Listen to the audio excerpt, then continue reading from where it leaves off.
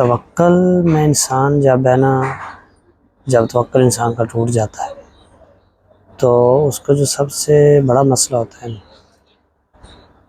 اس کے اوپر ایک خود ہی وہ ایک جادو ہو جاتا ہے اس کے اوپر ایک عصیب آ جاتا ہے، اثر ہو جاتا ہے اس کا، کیونکہ اس کا توکل اللہ پہ نہیں ہوتا تو دوسری چیزوں کے پیچھے دوڑتا ہے، دوسری بھی چیزوں کے پیچھے لگا رہتا ہے۔ تو جب عصیب ہو جاتا ہے تو آپ سمجھیں کہ اللہ کی راہ سے جب انسان ہٹ جاتا ہے، سب سے پہلا یہ ہے کہ ہم نے کلمہ تو پڑھا، ہم نے نماز نہیں پڑھی، نماز نہیں پڑھتے، ہم نماز سے ہٹ گئے تو ہمارے کو نوست شروع ہو گئی ہے۔ پھر کیا ہم خود جنات سے کہتے ہیں کہ جناب روٹی تیار ہے آ جائیں بس، تو غلط چیزیں دیکھتے ہیں، ہر وقت گانوں کی دنیا میں رہتے ہیں، اور اس سے آگے اور بھی غلط چیزیں ہیں۔ تو یہ سب سے بڑا جادو ہے، سب سے بڑا عصیب انسان اپنے اوپر یہ کرتا ہے کہ وہ اللہ سے دوری اختیار کرتا ہے۔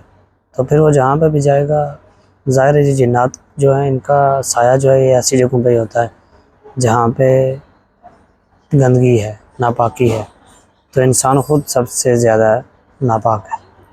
اپنے جسم کو پاک رکھنا، اپنے خیالات کو پاک رکھنا۔ اب جب بندہ ویڈیو ایسی دیکھے گا تو اس کے خیالات اسی میں مگن رہیں گے، تو اس کے اوپر عصیب رہے گا، اس کے اوپر سایہ رہے گا، تو وہ ادھر ادھر جائے گا، سکون نہیں ملے گا۔ تو سکون اگر لینا ہے تو وہ اللہ کے پاس ہی ملے گا۔ نماز پڑھنے میں سکون ہے، قرآن پڑھنے میں سکون ہے، اور اپنے کام اللہ پہ چھوڑنے میں سکون ہے، توکل کرنے میں۔ اگر اللہ پہ کام چھوڑیں گے تو آپ کو اگر کم بھی مل رہا ہے نا تو اس میں بھی برکت ہوگی اور سکون ہوگا، اور اگر آپ بہت زیادہ کما رہے ہیں لیکن اس میں برکت نہیں ہے، سکون نہیں ہے، تو پھر دیکھنا یہ ہے کہ آیا کہ یہ جو کما رہے ہیں یہ حلال طریقے سے آ رہا ہے کہ نہیں، یہ کمائی کا ذریعہ کیا ہے، وجہ کیا ہے۔ تو اللہ پاک ہمیں صحیح راستے پہ چلائیں، ہمارا توکل صرف اور صرف اللہ کی طرف ہو۔ بہت سے لوگ آپ نے دیکھے ہوں گے، ان کو جب کوئی مسئلے ہوتے ہیں تو وہ دوڑتے ہیں، کبھی کسی کے پاس جا رہے ہیں، کبھی کسی کے پاس جا رہے ہیں، پھر بائی چانس کہیں سے کوئی تکلیف دور ہو جاتی ہے تو بس ان کا عقیدہ وہاں پہ پکا ہو جاتا ہے۔ یہی تو اللہ نے منع کیا ہے، یہی تو شرک ہے۔ عقیدہ صرف اللہ کے ساتھ ہی رکھنا ہے۔ شفا تو آپ کو کہیں سے بھی مل سکتی ہے اور وہ اللہ کے تھرو ملے گی۔ اب اگر کوئی کہتا ہے نا کہ مجھے فلاں دربار سے شفا مل گئی تھی، دربار سے نہیں ملی بھائی، وہ شفا کا وقت مقرر تھا، اور آپ کو وہاں سے جب آپ کو شفا ملنی تھی آپ وہاں پہ گئے تھے، ہو سکتا ہے اس وقت آپ ایک کسی درخت کا پتہ کھا لیتے آپ کو شفا ہو جاتی، کیونکہ آپ کو جو تکلیف جتنی تھی اس کا وقت ختم ہو گیا تھا۔ تو بہت زیادہ بھٹکنے کی بھی ضرورت نہیں ہے، صبر کی بھی ضرورت ہوتی ہے۔ اگر پھر بھی تکلیف نہیں جا رہی تو پھر جتنا اللہ کے پاس جائیں گے، اللہ سے دعا مانگیں گے، اس میں ہو سکتا ہے دوری ہو۔ ایسا بھی ہوتا ہے کہ حدیث پاک میں آتا ہے کہ ایک بندہ جو ہے نا وہ اللہ سے مانگتا ہے تو اللہ پاک فرشتوں سے کہتے ہیں کہ اس کو جلدی سے جلدی دو۔ مشرک جو ہوتا ہے وہ جب مانگتا ہے تو اللہ پاک کہتے ہیں، فرشتوں سے کہتے ہیں اس کو جلدی دے دو، اس کا مانگنا مجھے پسند ہی نہیں آیا۔ اور جو مومن ہوتا ہے جب وہ اللہ سے مانگتا ہے تو اللہ پاک فرشتوں سے کہتے ہیں کہ صبر، ابھی اس کو نہیں دینا کیونکہ مجھے اس کا مانگنا پسند آ رہا۔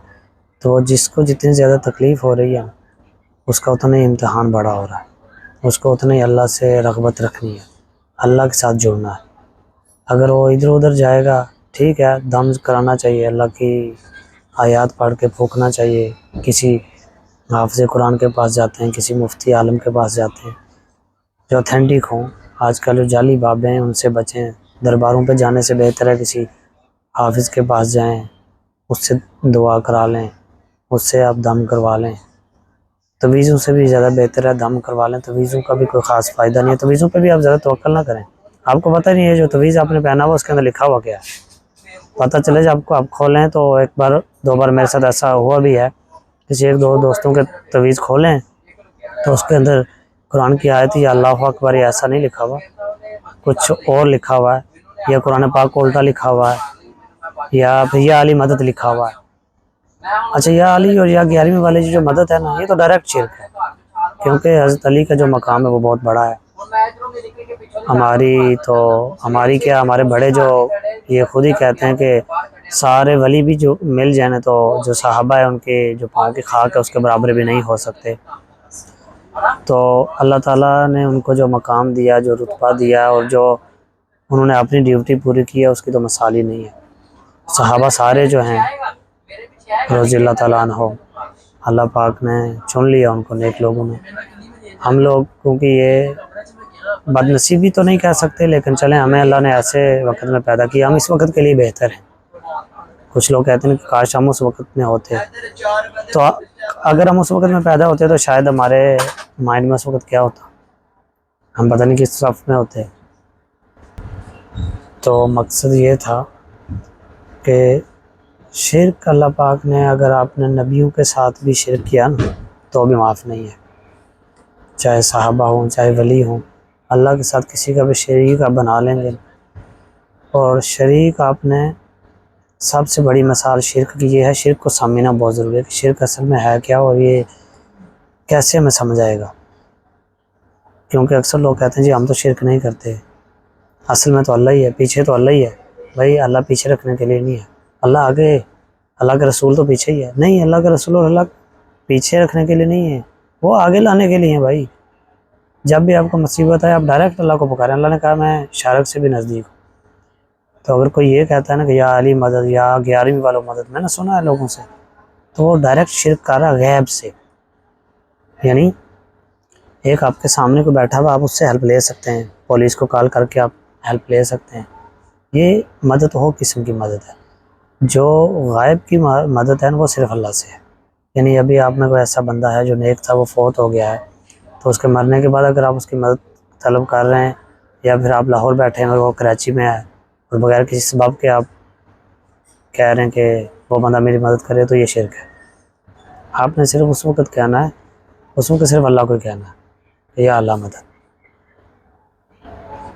میرا خیال ہے کہ بات سمجھ آ گئی ہوگی. اللہ کا شکر ہے کہ ہم سب اللہ کے ساتھ اللہ کی ذات میں شریک نہیں کرتے، لیکن جو اللہ کی صفات ہیں اس میں شریک کرنا یہ بھی بہت بڑا جرم ہے، اور شرک کو اللہ پاک معاف نہیں کریں گے. اس لیے اللہ کی صفات ہے، کسی کو لڑکیاں دے یا لڑکے دے، اس کے علاوہ کوئی نہیں دے سکتا. یہ جو کہتے ہیں نا ہم لڑکی دے دیں گے، ہم اولاد نہیں ہو رہی تو ہم یہ کر دیں، کچھ نہیں کر سکتے.